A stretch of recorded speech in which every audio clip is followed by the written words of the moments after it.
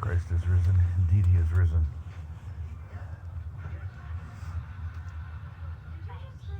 We have great hope in the forthcoming conclave. You know, it's sad though and painful to see Pope Francis go. Many of us loved him, and you know, I don't politicize the church. It's not about right or left, conservative or liberal. Um, it's about the teachings, what's there, what's in canon law. And you always interpret canon law to what benefits the church, what is most beneficial for the church. And the past three popes, you know, they've had different accents and different approaches, and they've shaped us in the direction that we have to go. And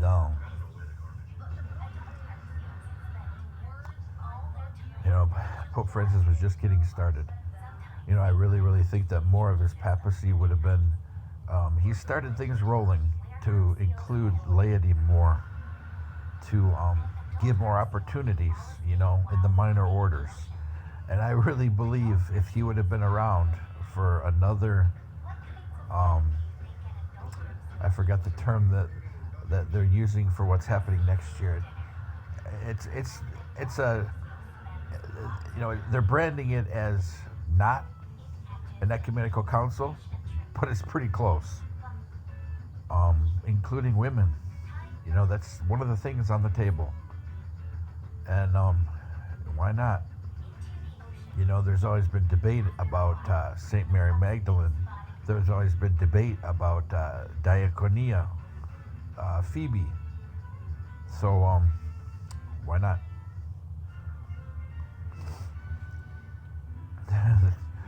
There would be, you know, so many people who would stand in line, and you know, give married men more of a role, and train some of the Eastern Rite priests. You know, many Eastern Rite priests and Eastern Rite deacons are bilingual. You know, that's a sign of intelligence that I think they can handle being bi-ritual. I think they can handle it. You know, from the Eastern Rite, you know, even though I did very little liturgical work, an active service from when I was a deacon, I mean, maybe a year, because I was deployed a lot. So I was doing my civilian profession with permission of my bishop, even carrying a weapon with permission of my bishop, because it was in a protective role, so he allowed it. But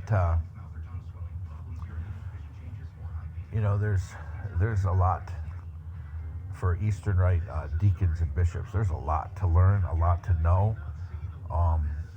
You know, you're looking at 45 minutes for Latin Rite, up to an hour and 15 for Eastern Rite. You know, there's a lot more there. But I mean, you know, bi-ritual faculties, why not? That will certainly help with shortages. And there's so many national churches now. Why not? You know, say, hey, would you like to become Catholic? You know, a lot of these Mexican National Church, Philippine National Church, Brazilian National Church. Then you have the old Catholics. You know, some of the old Catholics could easily be brought into communion. The ones under Utrecht. Let's see some other Polish National Church. Did I mention them? There's a lot of national churches now, and they're not schismatic.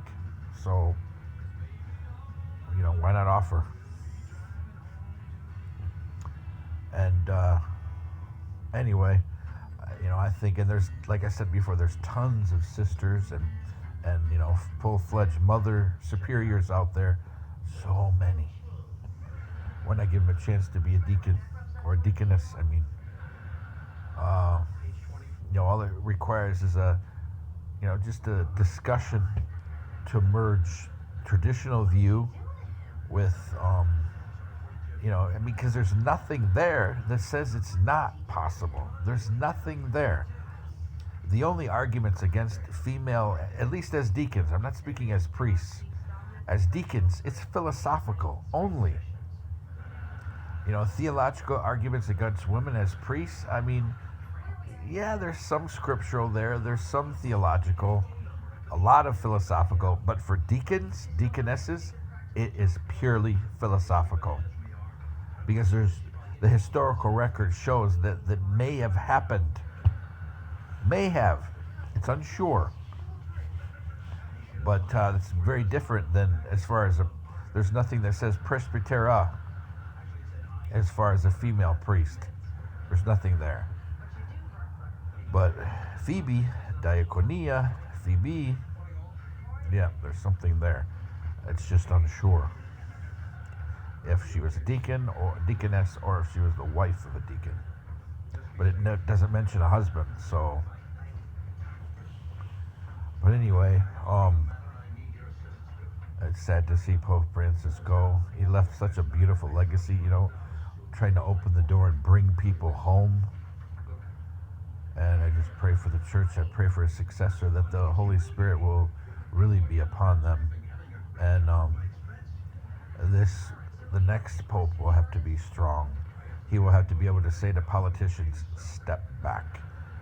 Because politicians now, especially, from the conservative side, they are breathing on the Vatican. They are breathing all around every wall.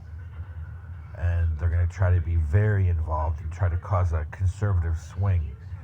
And, I think we need, I hope, as somebody who can see, they can see between the sides, the arguments, they can see through the politics, and they can handle it. The amount of flack that's come against Pope Francis, I think that's what drained his health. A lot of politicalization and a lot of politicalization came against him, and it really drained his energy. And the politicization of our church, that's not of God, that's of the devil. And the whole idea of, that's my pope, oh, Benedict is my pope, oh, Francis isn't mine, that whole movement started in conservative circles. It doesn't matter who you think your pope is. Whoever that conclave elects, and there's only been, I can count on my hand the amount of times that there's been two, or there's been conflicts when the papacy had 2 seats. I can count on my hands. That's the Holy Spirit protecting the church. So to believe in the church, you must believe in her institutions. Otherwise, you're not truly a member of the church. So I pray that the next Pope will be able to weather all the storm that's being raised and be able to keep those liberal or conservative rebels in the church on their knees, adoring the Lord, instead of out in the vestibule fighting about politics and about interpretation of canon law.